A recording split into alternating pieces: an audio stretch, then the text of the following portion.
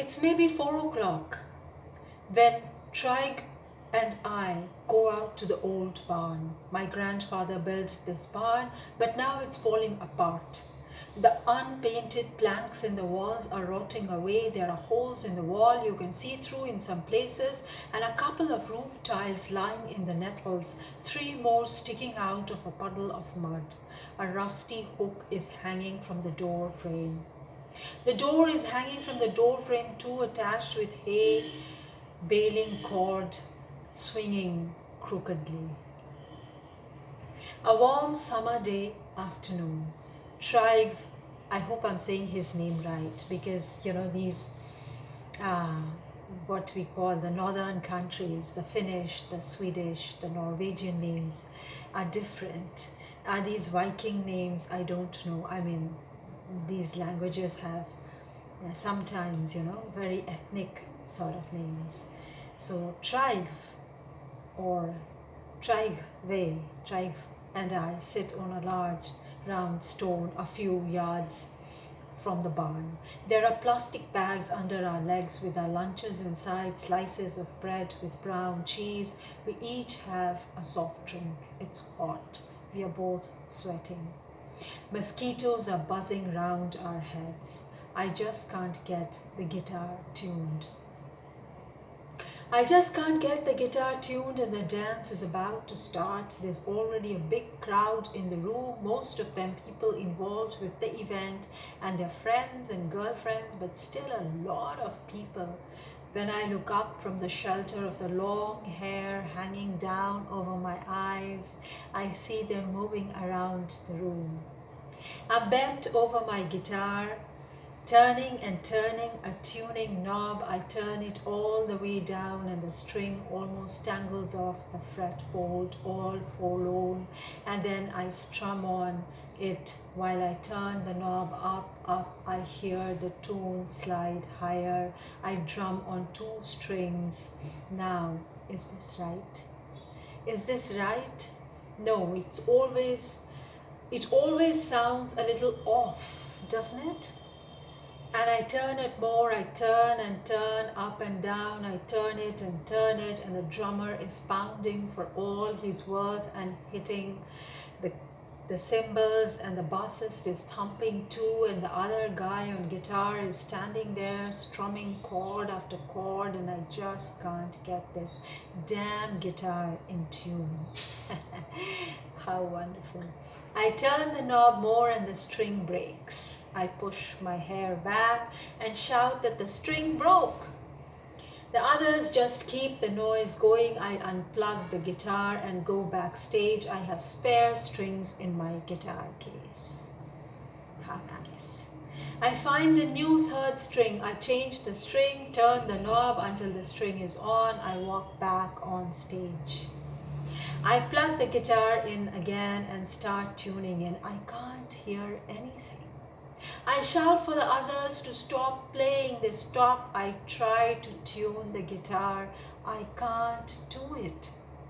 I ask the other guitarists to give me the note. He plays a G on his 3rd string. I turn the knob. Little more, he says. I turn it a little more. I look at the other guitarist and he shakes his head a little. I turn it a little more, strum the string. He looks up, stops, listens. Little higher, he says. I turn it a little higher and strum. Little more, he says. And now it starts to sound right. Almost there, he says. Maybe a little more. I turn it a little higher and strum. Little lower, he says. I turn it down slightly and strum. Damn it, he says. Take it all the way down. We'll try it again, he says. I turn the knob all the way down. He plays the open 3rd string on his guitar. I start to turn the knob up. I hear it getting closer. It's getting closer. I see the other guitarists nod. I turn it a little more, and now it sounds right, almost perfect. Almost, the other guitarist says. I turn it a little more, and now it's off. I turn it more, and I hear it getting closer again, a little more. Careful now, the other guitarist says. I turn it a little bit more and I hear the string break. Fuck, I say. Go get another one, the other guitarist says. I go backstage again and go to the guitar case to get another string, but I don't have any more third strings. I shout and say I don't have any more third strings. I say I need to borrow one, and the other guitarist goes to his guitar case and looks for a string. I see him put one knee on the floor and dig around in his guitar case and look for a string. He looks at me. I don't think I have one, he says. He digs around in his guitar case some more. He gets up and shakes his head. No, he says, no G string. Then I guess I'll have to play with 5 strings, I say. That'll probably work, he says. People are already here, I say. That'll work, he says. The axe. One day father yells at him and he goes out to the woodshed. He gets the biggest axe. He carries it into the living room and puts it down next to his father's chair and asks his father to kill him. As one might expect, this only makes his father angrier.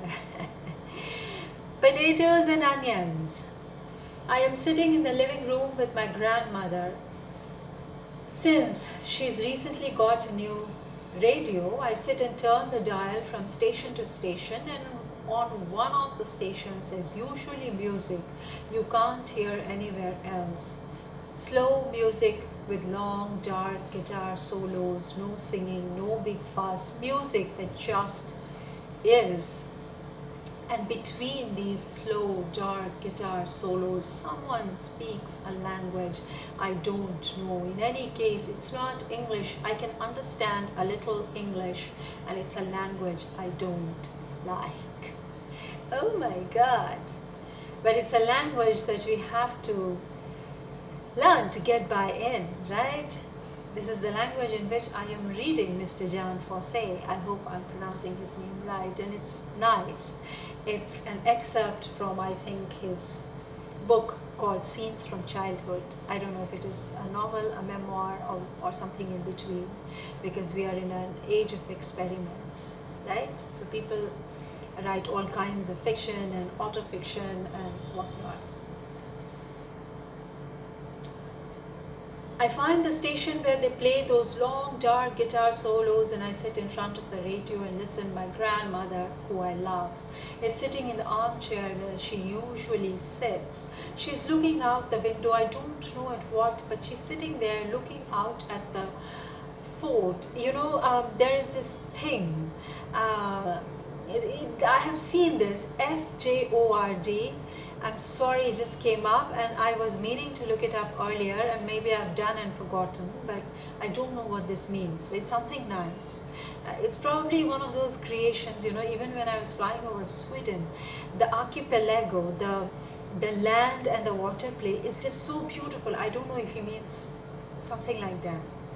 And if he doesn't, then don't kill me, please, because I am going to look it up. I think anyway, I always look at the fort when I sit in that chair. I'm listening to the slow dark guitars. My grandmother is still looking at the fort. It's not the fort guard, right? It's not. Are you hungry? My grandmother asks. I nod, and my grandmother says that since it's Saturday, she can make what they used to make on Saturday evenings when she was little. Then she goes to the kitchen.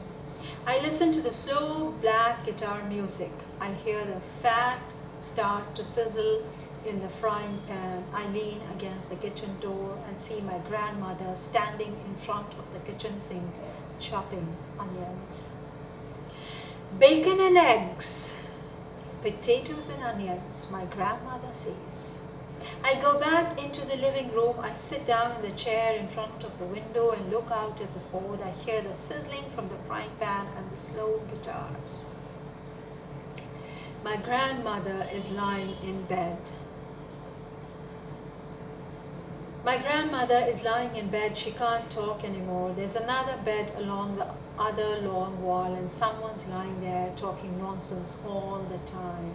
I'm sitting in a chair next to my grandmother's bed. My hair is so long down over my shoulders that it reaches her bed when I bend forward. My grandmother smiles at me. I smile back at her. I ask her how it's going, and she shakes her head from side to side. Do you want to come back home? I say. I see her mouth trying to move. Yes, I say. My grandmother looks at me. I say yes again, slowly, clearly, moving my lips. My grandmother looks at my lips. She shapes her own lips, copying mine. Yes, she says. My grandmother smiles when I walk into her room. I see that the woman who was lying in the other bed isn't there anymore. I see that someone has combed my grandmother's thin grey hair straight back from her forehead. I've brought my grandmother some bananas. I hand her the bananas and she puts them down on the duvet. My grandmother takes me by the hand. I sit next to her and she sits holding my hand. I came to this town to go to school. My grandmother came because she got sick. We are both living far from home now. Everything's all right, I say. My grandmother doesn't answer. No, I say. My grandmother looks at my lips. I say no again, slowly moving my mouth clearly. My grandmother tries to say no, but all that comes out are some strange sounds. And I see her shaking her head. I tell her the things are going well at school. My grandmother nods. I tell her about where I'm living. I tell her about someone I don't like, and my grandmother shakes her head and her eyes smile, and we agree completely. Third. My grandmother's hands are turning blue. She's also a little blue in the face. Her eyes are closed. She's twisting from side to side. I sit down in the chair. I say, I'm here. I can see that my grandmother is scared. I think she's scared because she's about to die and because she's Christian. I see my grandmother writhe from side to side in her white nightgown. I'm not Christian. I put the bag of oranges I brought down on the bedside table. Water gun. We've had the best food for dinner, potato dumplings. We are thirsty. My mother asks me to go down to the basement and get a bottle of grape juice. With a bone from the meat in my mouth, I jump up and hurry down the stairs in a couple of leaps, rush out into the snow and the cold, down around the corner of the house and into the basement. I go into the pantry and find a bottle that says grape juice on the label. I take the bottle and run back out, and then on the front steps my legs slip out from under me, the ice. I can't let the bottle break, and I tumble down and see blood spurting out. What now? My mother will be scared, really scared, because I'm bleeding and the blood is spurting several feet from my arm, and it's coming from my arm, and I'm bleeding and my arm must have been sliced off, and the blood is pumping out several feet from my arm. It hurts. What should I do? Hide? My mother is going to be so scared when she sees how I'm bleeding. What should I do? I'm bleeding so much and have to run upstairs up to my mother. And do I really still have a bone in my mouth? And I run upstairs and the blood is spurting and I need to keep calm. A man I don't know is holding my arm in his lap. We are sitting in a car. My mother is there. My father is there. I can see, but not very clearly. I see home, the house. I don't know anyone who's died, but now I'm going to die. Even though I'm just 7 years old, I'm not scared. I turn around. I look back at the houses. I think that this is the last time I'm going to see the house where I live. I think I'm going to stop here. He's not going to die, but because I'm so missing my house in Amherst, my sweet little house on Sweet Home. I wish Jan Fosse a very happy birthday on 29th September 2022. He just appeared in the Nobel winning list in a big way. Such fun to read him and share with you, dear friends. I hope you enjoy.